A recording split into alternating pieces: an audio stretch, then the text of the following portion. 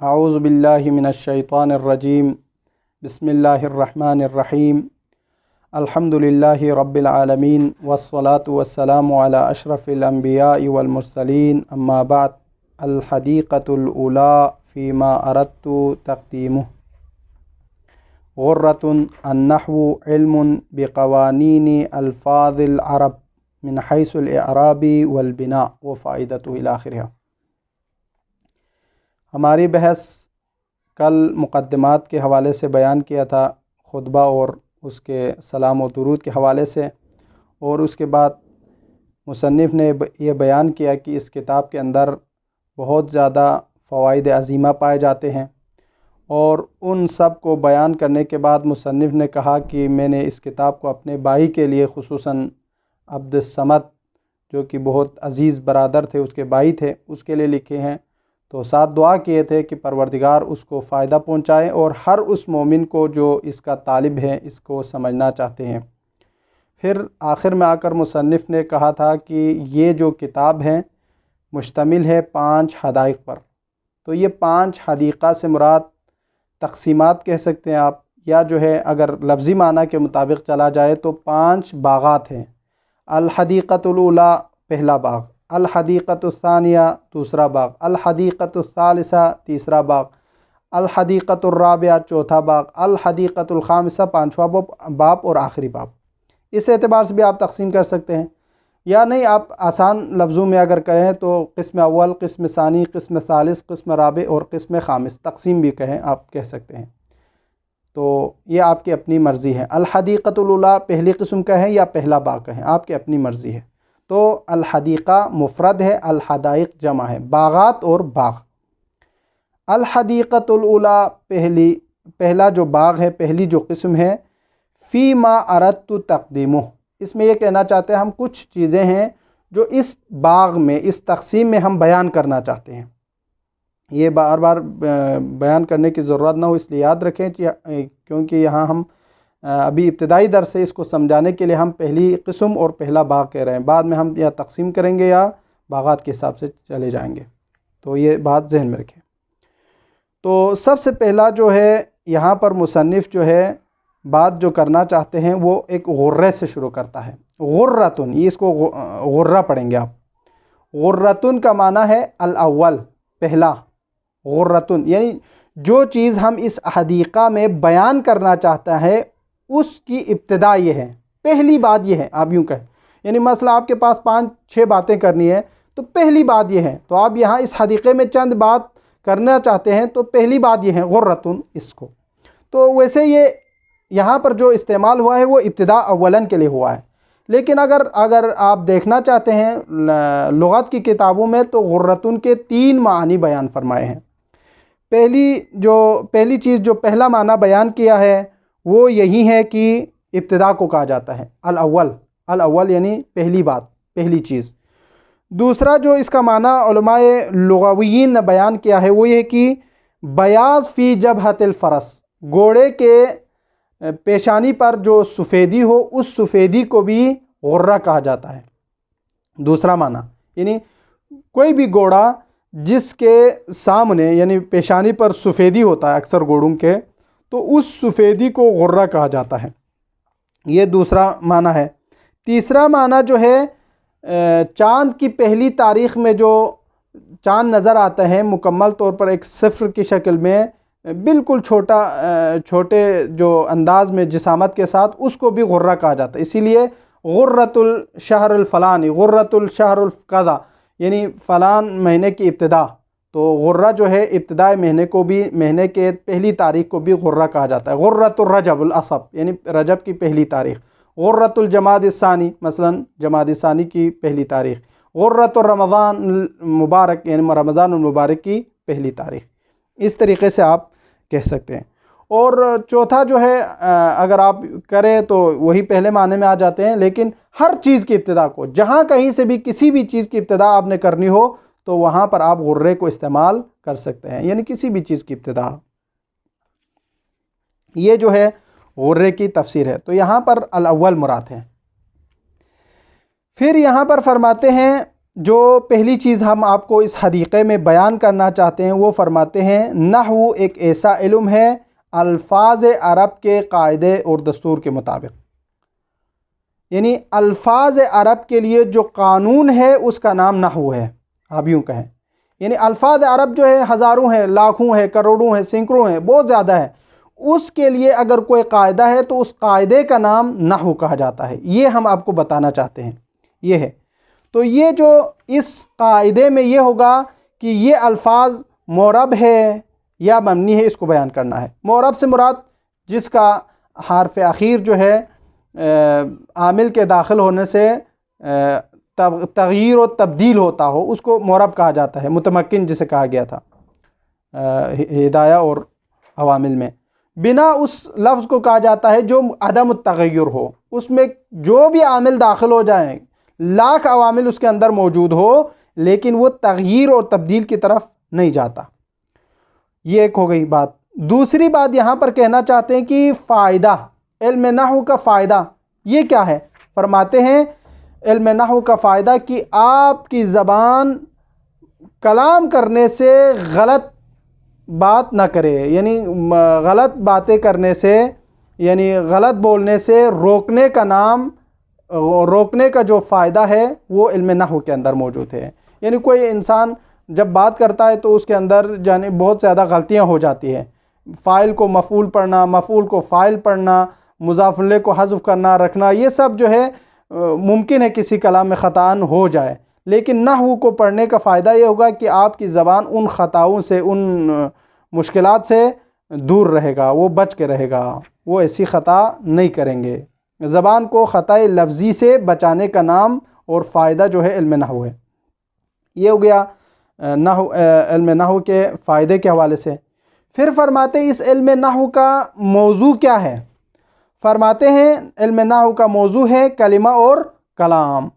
کلمہ اور کلام جو ہے علم نحو کا موضوع ہے۔ اور یہ کلمہ و کلام کس سے تعبیر کریں گے؟ کلمہ کسے کہتے ہیں، کلام کسے کہتے ہیں، اس کی تعبیر کیا ہے؟ تو عام لفظوں میں تعبیر اگر آپ نے کرنا ہو تو یہ کہیں گے مبتدا کی بحث کرنا، خبر کی بحث کرنا، فعل کی بحث کرنا، فاعل کی بحث کرنا، مفعول کی بحث کرنا، جملہ اور مفرد کے حوالے سے بحث کرنا، حال و تمیز کے حوالے سے بحث کرنا، یہ سب ساری بحوث کا نام کلمہ اور کلام ہے۔ جو اس کے اندر جو یہ ساری جو باتیں ہیں وہ اسی کلمہ اور کلام کے اندر آتے ہیں۔ اور اس کے بعد کلمے کی الگ تعریف ہے، کلام کی الگ تعریف ہے، ان کو ہمیں سمجھنے کی ضرورت ہے۔ فرماتے ہیں پھر کلمے کی تعریف، کلمہ کسے کہتے ہیں؟ فرماتے ہیں کلمہ جو ہے لفظ موضوع مفرد۔ یہاں پر 3 شرائط کو ذکر کیا ہے کلمے کی تعریف میں۔ پہلی شرط یہ ہے کہ وہ لفظ ہو، دوسری شرط یہ ہے کہ وہ موضوع ہو، تیسری شرط یہ ہے کہ وہ مفرد ہو۔ لفظ سے مراد یہ ہے کہ وہ قول ہو، اشارہ نہ ہو۔ موضوع سے مراد یہ ہے کہ وہ مہمل والا جو الفاظ نہ ہو، اور تیسرا جو ہے مفرد ہونے کا مطلب یہ کہ وہ مرکب نہ ہو۔ ٹھیک ہے، تو ان کی تفصیل انشاءاللہ ہم تطبیق کرتے وقت پھر سے سمجھائیں گے، نہیں تو پھر ریپیٹ زیادہ ہوگا، اس لیے ہم اس کی تفسیر نہیں کریں گے۔ اب کلمہ سے مراد یعنی وہی اسم، فعل، حرف ہے۔ پھر کلام کی تعریف کرتے ہیں۔ کلام میں فرماتے ہیں کہ وہ ایسا لفظ ہے جو کسی کی طرف نسبت دے تو اس میں فائدہ بھی موجود ہو، اور یہ جو کسی کی طرف نسبت دے تو فائدہ موجود ہو، یہ یا 2 اسموں سے بنتا ہے یا ایک فعل اور ایک اسم سے بنتا ہے، لیکن ایک اسم ایک فعل سے نہیں بنتا، ہمیشہ اس کے لیے ایک اسم یا ایک فعل یا 2 اسم 2 فعل سے بنتے ہیں، جس کے 6 اقسام ہیں، جس کو ہم نے ہدایہ میں بھی پڑھ کے آئے ہیں۔ تو کلام کے جو مرکبات ہیں اس کے اقسام ہم نے بیان کیے ہیں، تو یہ اس حوالے سے تھا۔ پھر ہے ایضاح، پہلے ہم اس کی تفسیر کریں گے، پھر انشاءاللہ دیکھیں گے۔ الحدیقۃ الاولی، پہلی قسم۔ یہاں پر 5 قسموں کا ذکر کرنے کے لیے مصنف نے کہا تھا، اس میں سے پہلی قسم فیما اردت تقدیمہ، وہ ان چیزوں کے بارے میں ہے، ان امور کے بارے میں ہے جن کو ہم ابتدائی کتاب میں بیان کرنا چاہتے ہیں۔ غرۃ، پہلی بات وہ یہ ہے النحو، نحو کے بارے میں ہم بات کرنا چاہتے ہیں۔ فرماتے ہیں نحو علم، نحو ایک ایسا علم ہے بقوانین الفاظ العرب، الفاظ عرب کے دستور اور قاعدے کا نام نحو ہے۔ من حیث الاعراب والبناء، یہ من جو ہے تفسیر کر رہا ہے الفاظ عرب کو، الفاظ عرب کے لیے ایک دستور ہے، اس کا نام نحو ہے۔ اب یہ الفاظ عرب کیا ہے؟ کبھی الفاظ عرب جو ہے من حیث الاعراب معرب ہوتے ہیں، والبناء کبھی کبھار الفاظ عرب جو ہے کیا ہوتے ہیں؟ مبنی ہوتے ہیں۔ یہ ایک بات ہو گئی۔ پھر فرماتے ہیں دوسری بات، وَفَائِدَتُهُ، یعنی فائدۃ النحو، یہ ہو کی ضمیر نحو کی طرف ہے، ٹھیک ہے۔ وَفَائِدَتُهُ، یعنی فائدۃ النحو، نحو کا فائدہ حفظ اللسان، زبان کو بچانا ہے، کہاں؟ کس سے؟ عن الخطأ فی المقال، فی المقال سے مراد فی الکلام، کلام میں غلط آنے سے بچانے کا نام نحو ہے۔ یعنی نحو کا فائدہ یہ کہ آپ کی زبان خطاؤں سے دور رہے۔ وَمَوْضُعُهُ، تیسری چیز جو یہاں پر بیان کر رہے مصنف، اس نحو کا موضوع ہے، موضوع علم نحو، الکلمۃ والکلام، نحو کا موضوع جو ہے کلمہ ہے ایک اور کلام ہے دو۔ پھر فرماتے ہیں فالکلمۃ، اب یہاں سے کلمے کی تفسیر کر رہا ہے۔ کلمہ لفظ، لفظ ہے، موضوع، موضوع ہے، مفرد، مفرد ہے۔ یعنی کلمے کی تعریف یہ کہ لفظ ہے، موضوع ہے، مفرد ہے۔ اب یہاں اس کی تفسیر سنیں۔ لفظ سے مراد کیا ہے؟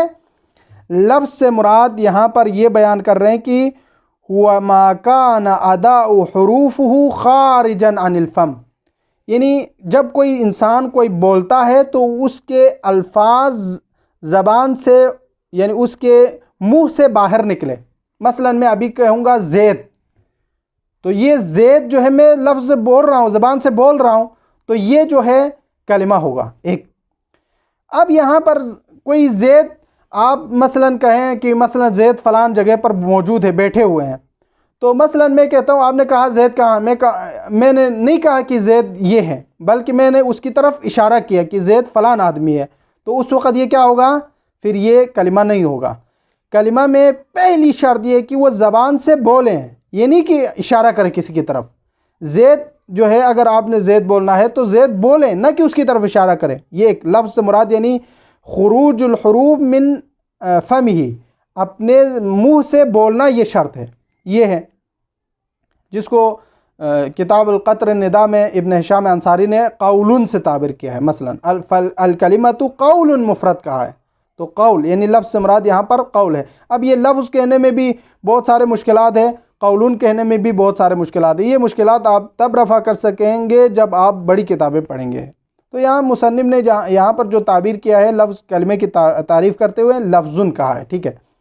یعنی لفظ سے مراد جو ہے یعنی حروف کو زبان سے ادا کرنا، یہ پہلی تعریف، اشارہ نہ کریں جو اس کا مقابل ہے، ٹھیک ہے، ایک بات۔ وَمَوْضُوعٌ، دوسرا جو ہے کلمہ جو ہے موضوع ہے۔ موضوع سے مراد هو اللفظ الذي له معنی، موضوع سے مراد وہ لفظ جس کے لیے معنی ہو۔ مثلا اگر آپ کہیں زید، تو زید کے لیے معنی موجود ہے، یعنی خارج میں جو انسان ہے اس کو زید کہا جاتا ہے، تو یہ موضوع ہے۔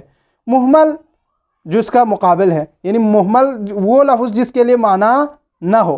مثلا جیسے آپ کہتے ہیں دیز، دیز کا کوئی معنی نہیں ہے، زید دیز، یعنی زید جو ہے مقلوب، دیز جو ہے مقلوب زید ہے، زید کا الٹ کرے تو دیز بن جاتا ہے، تو اس کے لیے کوئی معنی نہیں ہے۔ مثلا ابھی ہم اردو میں کہیں تو موبائل شبائل کہتے ہیں، شبائل کو کوئی معنی نہیں ہوتا، تو وہ لفظ مہمل میں ہوگا، موبائل جو ہے وہ لفظ موضوع میں ہوگا، مستعمل۔ موضوع کا دوسرا معنی اگر آپ کریں تو مستعمل کہیں، یعنی مستعمل اور مہمل، موضوع اور مہمل، تو یہ دوسری شرط ہے۔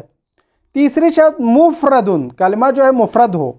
مفرد ہونے سے مراد یہ کہ وہ هو اللفظ الذي ليس جملہ، وہ لفظ ہو لیکن جملہ نہ ہو، مفرد ہو۔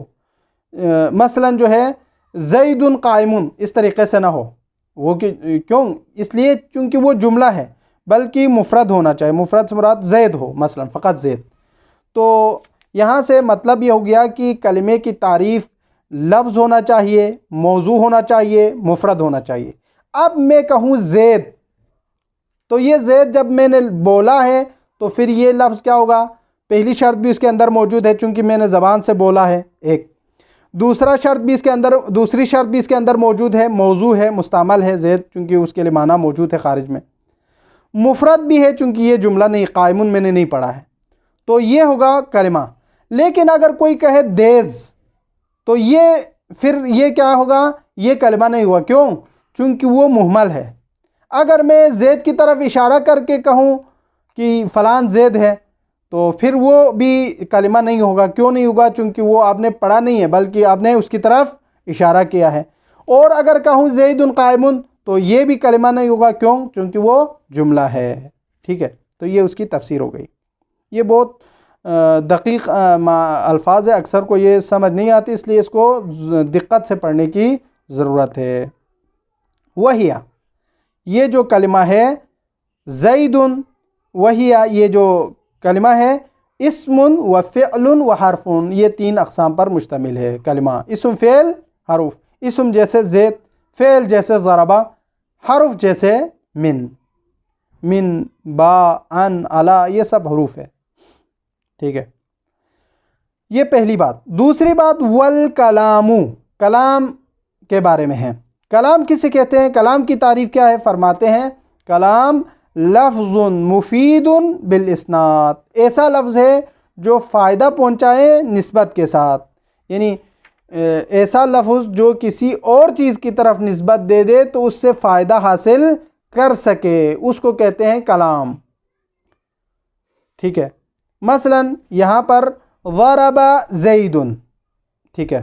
ضرب زید، اب میں نے ضرب کو نسبت دی ہے زید کی طرف تو یہ فائدہ ہے، کیوں؟ چونکہ زید نے مارا ہے، اب مارنا جو ہے، مارنے کی جو نسبت ہے وہ زید کی طرف دے رہا ہے تو فائدہ دے رہا ہے، تو اس کا مطلب ہی یہ کلام ہے۔ وَلَا يَأْتِي إِلَّا فِي اسْمَيْنِ أَوْ فِعْلٍ وَاسْمٍ، وَلَا يَأْتِي یعنی یاتی کی ضمیر کلام کی طرف، یعنی وَلَا يَأْتِي الْكَلام، کلام نہیں آتا ہے، إِلَّا مگر آتا ہے تو إِلَّا فِي اسْمَيْن، یعنی کلام بنتا نہیں، آپ یوں کہیں، نہیں آتا تو نہیں سمجھ آتا، آپ یوں کہیں وَلَا يَأْتِي یعنی وَلَا يُوجَدِ الْكَلام، کلام ہوتا ہی نہیں ہے، یعنی وَلَا يُوجَدِ الْإِيجَادُ فِي الْكَلام، کلام ایجاد ہوتا ہی نہیں ہے، إِلَّا فِي اسْمَيْن، یا 2 اسموں سے بنتا ہے، أَوْ فِعْلٍ وَاسْمٍ، یا ایک فعل ایک اسم سے بنتا ہے۔ تو یہ یہاں سے بات جو ہے کلام اور کلمے کے حوالے سے تعریف اور اس کی مثالیں ختم ہو گئی۔ فرماتے ہیں ایضاح، یہاں پر ایک تھوڑی سی وضاحت ہے، چھوٹی سی وضاحت ہے۔ ایضاح مصدر ہے باب افعال کا، اوضح یوضح ایضاح سے، ایضاح یعنی وضاحت، یعنی یہ خبر ہے، وہذا ایضاح، اصل میں یہ ہے، ھذا مبتدا ایضاح خبر، ٹھیک ہے؟ وہذا ایضاح، یہاں پر ایک وضاحت ہے، یعنی وضاحت وہی اسم کے حوالے سے۔ الاسم کلمۃ معناها مستقل، یہاں پر کہا تھا نا کلمے کے حوالے سے، اسم، فعل، حرف، یہ کلمہ ہے۔ اسم کی مثال ہم نے زید، فعل کی مثال ہم نے ضربہ، اور حرف کی مثال ہم نے من سے دیا تھا، تو اب اسی کی تعریف کر رہے ہیں، اسی کی تقسیمات کو پھر وضاحت کے ساتھ بیان کر رہے ہیں۔ یعنی ہم نے بات کی ہے کلمہ جو ہے 3 قسموں پر مشتمل ہوتے ہیں، اسم، فعل، حرف، اب وہ اسی کی وضاحت کر رہے ہیں، یعنی ایضاح سے مراد اسم، فعل، حرف کی وضاحت کر رہے ہیں یہاں پر گوئے کی۔ فرماتے ہیں الاسم کلمۃ، اسم ایک ایسا کلمہ ہے، معناها مستقل، جس کا معنی مستقل پایا جاتا ہے، غیر مقترن باحد الازمنۃ الثلاثہ، وہ کسی ایک زمانے کے ساتھ مختص نہیں ہے، نہ ماضی کے ساتھ مختص ہے، نہ مضارع کے ساتھ مختص ہے، نہ حال کے ساتھ مختص ہے، اس کا ایک الگ مختص، ایک الگ مستقل قسم ہے یہ اسم۔ یعنی اگر آپ کو کہیں کہ اسم کی تعریف کرے تو آپ یوں کہیں گے وہ ایک ایسا کلمہ ہے جو مستقل ہے، غیر مقترن باحد الازمنۃ الثلاثہ، یہ اس کی تعریف ہو گئی، ٹھیک ہے؟ یعنی اسم ایک ایسا مستقل اسم ہے جو ازمنہ ثلاثہ، ماضی، مضارع، امر میں سے کسی پر اعتماد نہیں کیا ہوا ہوتا ہے۔ وَيَخْتَصُّ، اور یہ اسم مختص ہے، یعنی اب یہ علامات کو بیان کر رہا ہے، یہ کہاں کہاں اسم، کون کون سی چیزیں اسم ہیں اس کی علامات بیان کر رہے ہیں، یعنی پتہ چلے گا کہ یہ کہاں پر ہو تو کیسا ہوگا، کس طریقے سے ہوگا، اس کی علامت کیا ہوگی، اس کو بیان کر رہے ہیں۔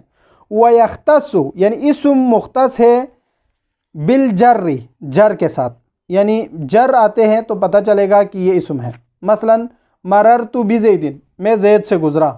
اب یہاں بزیدن زید سے گزرا، اس سے پتہ چلا کہ یہاں پر یہ زید کیا ہے؟ اسم ہے. کیوں؟ چونکہ یہاں یہ مجرور ہے بالجر، یہ جر جو ہے علائم اسم میں سے ہے. ٹھیک ہے. ایک والندا، اسی طرح ندا سے بھی پتہ چلتے ہیں کہ یہ چیز جو ہے جس کی طرف ہم بلا رہے ہیں وہ اسم ہے. جیسے یا زیدو، یا زیدو، تو یہ جب آپ ندا کریں گے یا زیدو تو منادا آنے کی وجہ، منادا جو ہے اسم ہوتا ہے، علامت جو ہے ندا ہے.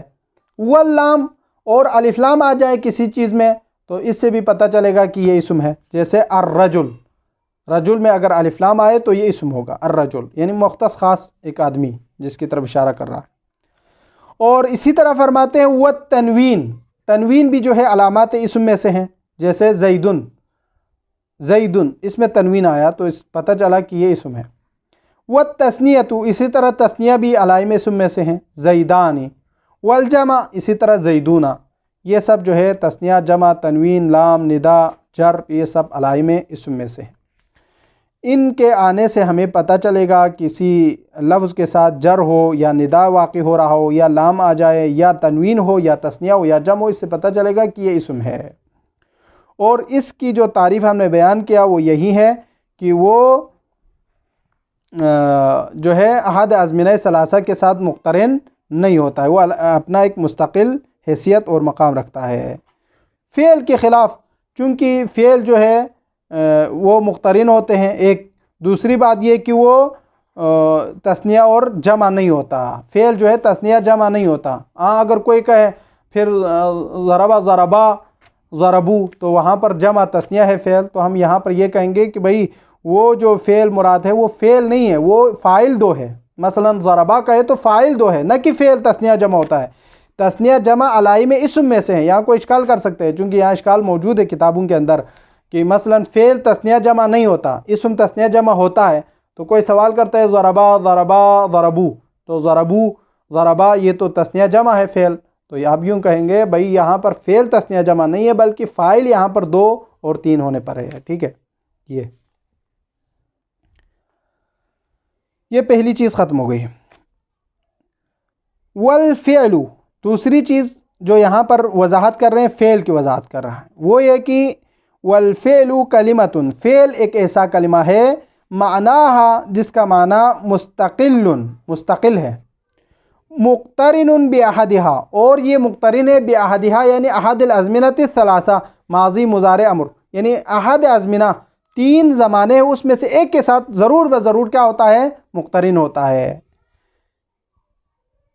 اگر یہ ماضی کے ساتھ ہو تو فعل ماضی ہوگا، اگر یہ زمانہ مستقبل کے ساتھ ہو تو پھر یہ فعل مضارع ہوگا، اگر یہ حال کے ساتھ مختص ہو تو فعل امر ہوگا جو کہ حال پر دلالت کرتے ہیں. ٹھیک ہے. تو احد الازمنہ سے مراد یہ ہے. اور یہ فعل جو ہے وہ یختص، فعل کے ساتھ مختص ہے بقد، قد آ جائے تو اس سے پتہ چلے گا کہ یہ فعل ہے. قد جو ہے فعل ماضی اور مضارع دونوں پر داخل ہوتے ہیں. جیسے قد یا علمہ، قد یعلمو، قد علم. اگر آپ فعل ماضی پر قد کو داخل کریں گے تو اس کا مطلب ہے تثبیت و تحقیق کے معنی دے گا. اگر مضارع پر قد کو داخل کرے تو تحقیق کا معنی دے گا. ٹھیک ہے. تو یہ تفصیلات بھی موجود ہیں. یعنی قد علمہ یقیناً اس نے جان لیا، قد یعلمو یقیناً تحقیق انشاءاللہ وہ جانیں گے. تو اس طریقے سے ترجمہ کرے گا. ولم، اور اسی طرح لم بھی ہے، فعل پر آتے ہیں، فعل پر داخل ہوتے ہیں.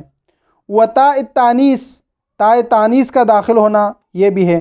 یہ تاء تانیث جو ہے علائم فعل میں سے، لیکن یہ فقط بفقط فعل ماضی پر داخل ہوتے ہیں. جیسے ضربت، ضربت میں تاء تانیث آئے ہوئے ہیں. ونون التاکید، نون تاکید کا آنا. نون تاکید کی 2 قسمیں ہیں، نون تاکید ثقیلہ اور نون تاکید خفیفہ. دونوں یہ بھی فعل کے اقسام میں سے. یہ جب بھی کسی چیز پر داخل ہو تو یہ فعل پر داخل ہوتے ہیں اور علائم فعل میں سے ہیں. ٹھیک ہے. جیسے یہاں پر کہتے ہیں یضربنا یضربن، اضربنا اضربن، اس طریقے سے. لیضربنا لیضربن، اس طریقے سے آپ مثالیں دے سکتے ہیں. والحرف، اسی طرح حرف ہے. حرف کی توضیح بیان کر رہے ہیں یہاں پر. حرف جو ہے کلمتن، حرف ایک ایسا کلمہ ہے معناہا غیر مستقل، جس کا معنی مستقل نہیں ہے۔ پہلے اسم میں ہم نے کہا معناہا مستقل، فعل میں کہا کہ معناہا مستقل، لیکن اسم اور فعل میں ہم نے کہا اسم میں معناہا مستقل غیر مقترن بأحد الازمنۃ الثلاثہ، یعنی وہاں پر ازمنہ ثلاثہ کے ساتھ مقترن نہیں ہوتا، لیکن فعل میں کہا احد ازمنہ ثلاثہ کے ساتھ مقترن ہوتا ہے۔ لیکن جب حرف میں آتا ہے تو کہتے ہیں کہ حرف جو ہے کلمۃ غیر مستقل معناہا، جس کے اندر معنی مستقل نہیں ہوتا، ولا مقترن بأحدہا، نہ وہ احد ازمنہ ثلاثہ میں سے کسی کے ساتھ مقترن ہوتا ہے، ملا ہوا ہوتا ہے، یہ بھی نہیں ہے، یعنی نہ وہ ایک تو یہ غیر مستقل ہوتا ہے، دوسرا جو ہے احد ازمنہ ثلاثہ میں سے کسی کے ساتھ بھی وہ مختص نہیں ہوتا۔ وَيَعْرِفُ، یعنی وَيَعْرِفُ الْحَرْفُ، حرف کو پہچانا جاتا ہے بِعَدَمِ قَبُولِ شَيْءٍ مِنْ خَوَّاصِ أَخَوَيْهِ، یعنی کسی بھی چیز کے قبول نہ کرنے پر ہم حرف کو پہچانتے ہیں، جو کہ اپنے دونوں خواص میں سے، دونوں بائیوں میں سے، وہ کون ہے؟ اسم اور فعل۔ اسم جو ہے مقترن احد الازمنہ ثلاثہ نہیں تھا، اور فعل جو ہے احد ازمنہ ثلاثہ تھا، تو یہ دو ہو گئی، اور اسم جو ہے مستقل تھا، اور فعل جو ہے مستقل تھا، معنی مستقل تھا، تو یہاں پر کہیں گے حرف نہ مستقل ہے اور نہ احد الازمنہ ثلاثہ کے ساتھ مختص ہے، تو یہ دونوں خصوصیات جو فعل اور اسم کے اندر ہے وہ حرف کے اندر نہیں پائے جاتے ہیں۔ اس سے پتہ چلے گا کہ یہ حرف ہے۔ تقسیم، یہاں پر ایک تقسیم ہے، انشاءاللہ اس کو ہم اگلے دروس میں بیان کریں گے۔ وصلی اللہ علی محمد و اہل بیتہ الطاہرین۔